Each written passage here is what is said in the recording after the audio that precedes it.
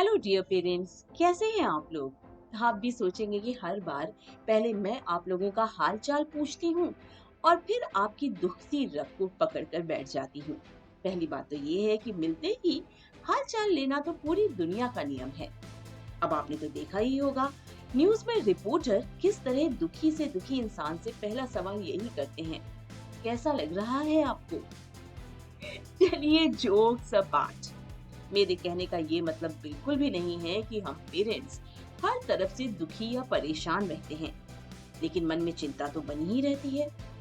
कभी बच्चे की तबीयत को लेकर, कभी उसके खान पान से, तो कभी उसकी पढ़ाई से जुड़ी कभी खत्म न होने वाली ढेरों समस्याएं। तो इस कहानी में और आगे बढ़ने से पहले मैं आपको एक बहुत जरूरी बात बता देना चाहती हूँ। बेशक मेरी इस चर्चा में कुछ कैरेक्टर्स हैं जिनको नाम दिए गए हैं, लेकिन असल में ये कहानी मेरी है। इसमें जो भी घटनाएं घटी हैं, ये सब पूरी तरह से वास्तविक और सच है। ये सब कुछ मेरे साथ हुआ है, इसलिए मैं आज आपको जो भी बातें बताने वाली हूँ वो सब दिल से कह रही हूँ। मेरी इस चर्चा में मुख्य रूप से जो एक नाम आने वाला है वो है गौरी का।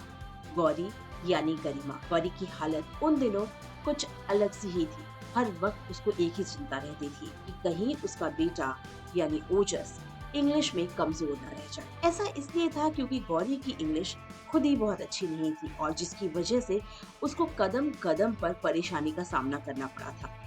चाहे वो स्कूल था, कॉलेज या फिर बाद में नौकरी, हर जगह वो अपने आप को बाकियों से थोड़ा पीछे महसूस करती थी। और ये तो आप भी मानेंगे कि जो कमी माँ बाप में होती है, वो कभी नहीं चाहते कि उनका बच्चा उसी कमी से जूझे। इसलिए वो एक एक कदम फूंक फूंक कर रख रही थी। इसलिए बहुत ध्यान देते हुए उसने ओजस का एडमिशन पास के ही एक अच्छे से इंटरनेशनल स्कूल में करवा दिया था। रोज सुबह बस भी लेने आ जाती थी और मेहरून कलर के सूट नुमा यूनिफॉर्म में ओजस लगता भी बहुत डैशिंग था। बाय गॉड, कभी कभी तो गौरी यानी मुझे ऐसा लगता था कि रोज नजर उतार कर बेटे को स्कूल भेजना शुरू कर दूं। लेकिन अगर जिंदगी हमेशा गुलाब की पंखुड़ियों की तरह ही कोमल बनी रहती तो कितना अच्छा रहता, है ना। ओजस, ये स्कूल से कैसा नोटिस आया है। एक दिन अचानक ही गौरी ने ओजस की डायरी पर नजर डाल दी। पर ओजस तो अभी सिर्फ जूनियर केजी में ही था, इसलिए कभी ध्यान भी नहीं देता था कि टीचर ने डायरी में क्या लिखा था। वैसे अगर ध्यान दे भी देता तो कौन सा तीर मार लेता, क्योंकि अभी तक तो ना उसको पढ़ना आता था और ना ही इंग्लिश के स्मॉल लेटर्स के अलावा स्कूल में कुछ भी लिखना सिखाया गया था। तो चलिए हम ही आपको बता दें कि दरअसल वो नोट स्कूल में पेरेंट्स की फोनिक साउंड की ट्रेनिंग के लिए होने वाली वर्कशॉप की सूचना थी। यहाँ मैं बिल्कुल झूठ नहीं बोलूंगी, ऐसा नहीं था कि मुझे यानी गौरी को इंग्लिश नहीं आती थी, लेकिन फोनिक्स नाम की इस बला का नाम तो वाकई में मैं पहली बार ही सुन रही थी। ये फोनिक क्या है और ये स्कूल वाले भला ये सब हमें क्यों सिखाना चाहते हैं। अपनी पढ़ाई तो मैं कब की कर चुकी हूँ, लेकिन लाख सर खुजाने के बाद भी मुझे यानी गौरी को बात समझ ही नहीं आ रही थी।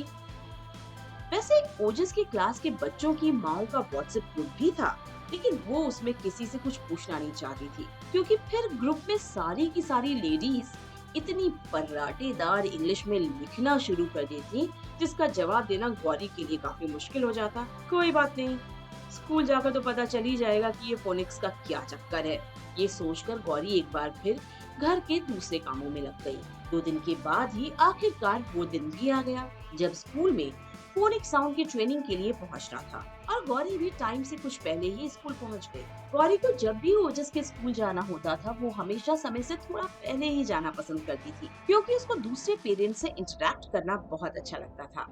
हाँ, ये बात अलग थी कि वो कभी किसी से एक शब्द भी बात नहीं कर पाती थी, क्योंकि वहाँ सभी सिर्फ और सिर्फ इंग्लिश में ही बात करना पसंद करते थे और गौरी का हाथ तो इंग्लिश में वैसे भी तंग था। इंग्लिश जानने या बोलने के मामले में वो लोग गौरी से बहुत आगे थी, लेकिन अगर सिर्फ एजुकेशन की बात की जाती तो शायद उनमें से ज्यादातर गौरी के आसपास भी नहीं ठहरती थी। नोएडा में कई न्यूज चैनल्स में काम करने के साथ साथ मुंबई के एंटरटेनमेंट चैनल्स में काम करने का भी अनुभव था उसके पास। ओजस के होने के बाद सब कुछ छोड़कर अपने बेटे पर ध्यान देने का फैसला उसका अपना ही था, लेकिन फिर भी अब उसे समझ में आने लगा था कि वो भारत में नहीं बल्कि इंडिया में रहती थी, जहाँ इंसान का स्टेटस उसके मेकअप, कपड़ों और इंग्लिश बोलने की स्पीड से मापा जाता था। इसलिए सबके बीच होते हुए भी वो ज्यादातर सबसे दूर ही खड़ी रहती थी। खैर, कुछ ही देर में सभी अभिभावकों को हॉल के अंदर जाने का इनविटेशन मिल ही गया और जैसे ही वर्कशॉप शुरू हुई, गौरी को सब कुछ बहुत बोरिंग लगा। उसको तो इन सब का लॉजिक ही समझ में नहीं आ रहा था। क्योंकि ज्यादातर पेरेंट्स को फोनिक साउंड के बारे में कुछ खास पता नहीं था, इसलिए गौरी को दिल ही दिल में काफी तसल्ली भी मिली थी। कमाल है, लाख रुपए की फीस देने के बाद भी अगर बच्चे को ये सब कुछ हमें ही सिखाना पड़ेगा तो फिर फायदा क्या है। पता नहीं इतने महंगे स्कूल में डालकर सही भी किया या नहीं। खुद बनाते हुए गौरी वापस आ गई। अब बचे हुए अल्फाबेट्स के लिए ट्रेनिंग 1 महीने बाद रखी गई थी। गौरी का मन तो नहीं था इस बार बिल्कुल भी स्कूल जाने का, लेकिन फिर भी किसी तरह अपने मन को समझाकर चली ही गई। पर इस दफा सिचुएशन काफी बदली हुई थी, क्योंकि पिछली बार जिन माँ बाप के लिए इंग्लिश लेटर्स के साउंड समझना मुश्किल हो रहा था, इस ट्रेनिंग में उनकी हालत पहले जितनी खराब नहीं थी। क्योंकि स्कूल में बच्चों को तो फोनिक्स की मदद से ही रीडिंग सिखाई जा रही थी, इसलिए पेरेंट्स ने इंटरेस्ट लेकर बच्चों से खुद भी रीडिंग के इस नए फॉर्म को समझने की कोशिश की थी। पर गौरी की हालत तो टाए टाए फिस वाली ही थी, क्योंकि उसने पिछले 1 महीने में ना तो इसको समझने की कोशिश की थी और ना ही एक बार भी ओजस के मुंह से किसी भी लेटर का साउंड सुना था। मतलब साफ था, ओजस को फोनिक्स आता ही नहीं था।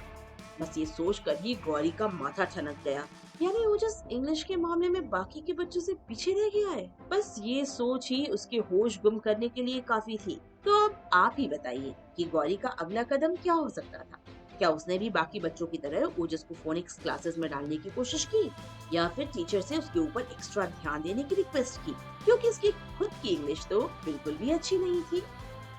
इस टॉपिक पर इंतजार रहेगा हमें आपके जवाब का, क्योंकि गौरी यानी मेरे मन में क्या चल रहा था, इस सीक्रेट पर से पर्दा हम अपने अगले एपिसोड में उठाएंगे। तब तक के लिए हमें दीजिए इजाजत। इसी कहानी को जारी रखते हुए आपसे बात करेंगे अगले एपिसोड में। Take care, bye bye and enjoy your parenting life.